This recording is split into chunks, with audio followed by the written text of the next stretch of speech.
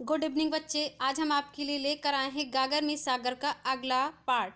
चलिए स्टार्ट करते हैं।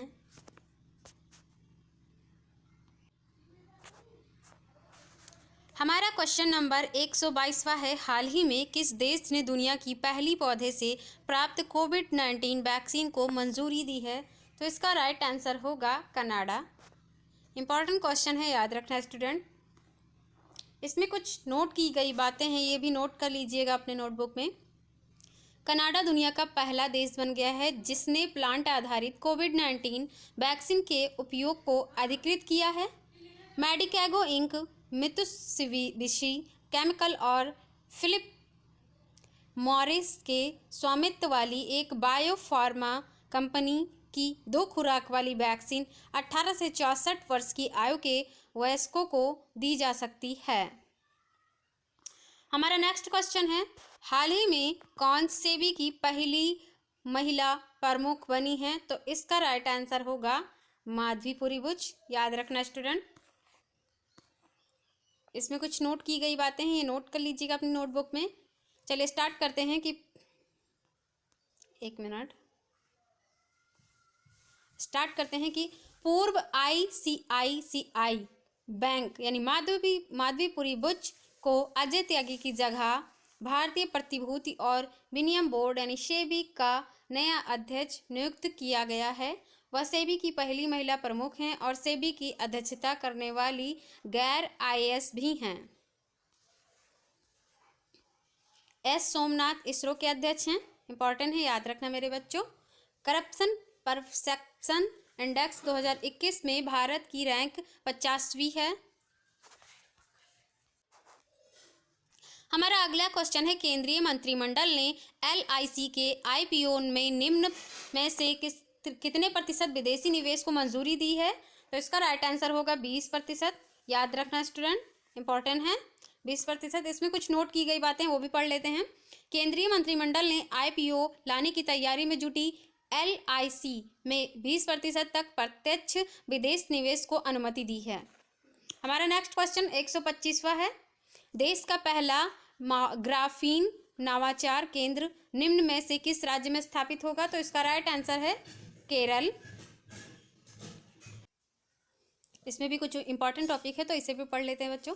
हाल ही में केरल सरकार ने घोषणा की है कि देश का पहला ग्राफीन नवाचार केंद्र यानी ग्राफीन इनोवेशन सेंटर केरल के त्रिशूर में स्थापित किया जाएगा। इंपॉर्टेंट है, याद रखना बच्चों। हमारा नेक्स्ट क्वेश्चन है, हाल ही में किस राज्य केंद्र शासित प्रदेश में स्पितुक ग्रस्टर फेस्टिवल मनाया गया? तो इसका राइट आंसर होगा लद्दाख। लद्दाखी संस्कृति और पारंपरिक विरासत का 2 दिवसीय वार्षिक उत्सव। हमारा क्वेश्चन नंबर 127वां है, निम्नलिखित में से कौन सा परिवर्तित सही नहीं है? तो इसका राइट आंसर होगा Kevadia railway station. Kevadia railway station, Rani Kamlapati railway station. Kevadia railway station, Ekta Nagar railway station, Habibganj railway station, Rani Kamlapati railway station. Important है। PM डिवाइन योजना किस राज्य से संबंधित है? तो इसका राइट आंसर होगा उत्तर पूर्वी राज्यों से। याद रखना बच्चों। आइए, इसमें कुछ नोट की गई बातें हैं, अपने नोटबुक में नोट कर लेना कि PM डिवाइन का अर्थ है prime ministers development initiative for north east है। PM डिवाइन योजना के तहत मिजोरम में बांस लिंक रोड का निर्माण किया जाएगा। हमारा क्वेश्चन नंबर 129वां है, हाल ही में किस भारतीय कंपनी ने डेकाकॉर्न का टैग हासिल किया? तो इसका राइट आंसर होगा स्विगी। ये इंपॉर्टेंट है, याद रखना। इसमें भी कुछ नोट की गई बातें हैं, चलिए पढ़ लेते हैं। स्विगी से पहले भारत की 3 कंपनी पेटीएम, ओयो और बायजूस यह उपलब्धि हासिल कर चुकी है। डेकाकॉर्न का टैग उस निजी फॉर्म के लिए इस्तेमाल किया जाता है जिसका मूल्य $10 अरब से अधिक होता है। ओके। दुनिया का सबसे पहला डेकाकॉर्न फेसबुक था जिसे वर्ष 2007 में यह टैग प्राप्त हुआ था।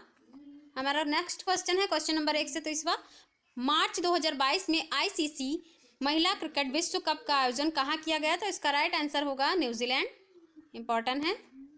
इसमें भी कुछ नोट की गई बातें हैं कि भारतीय टीम का पहला मैच कहाँ हुआ था, तो ये 6 मार्च को पाकिस्तान के खिलाफ हुआ था, 6 मार्च को पाकिस्तान। ओके, कप्तान कौन थे, तो मिताली राज थे कप्तान।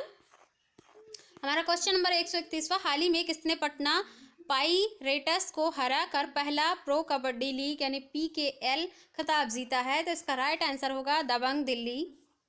ठीक, हम आइए कुछ नोट की गई बातें हैं तो इसे पढ़ लेते हैं।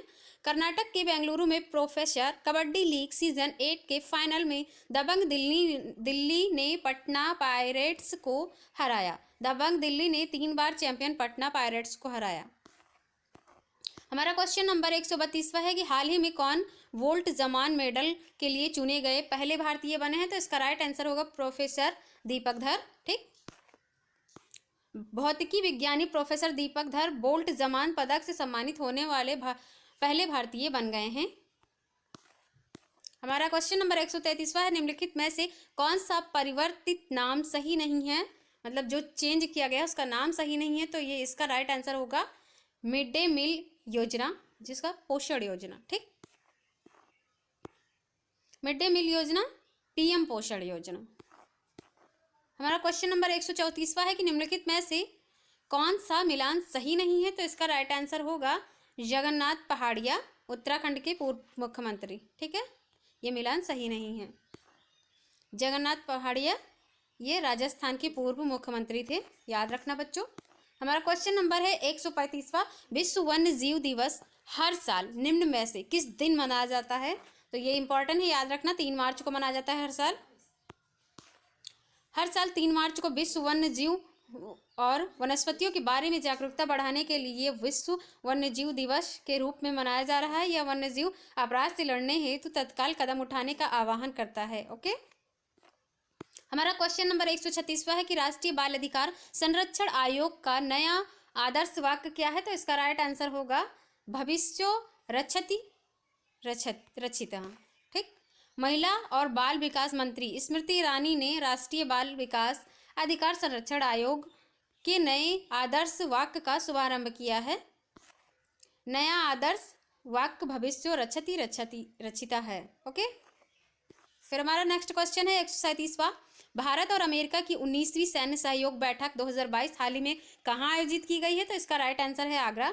याद रखना बच्चों। अगर हमारी ये वीडियो आपको अच्छी लगी हो तो लाइक करें, शेयर करें और सब्सक्राइब करना बिल्कुल भी ना भूलें। साथ ही बेल आइकन ज़रूर प्रेस कर देना।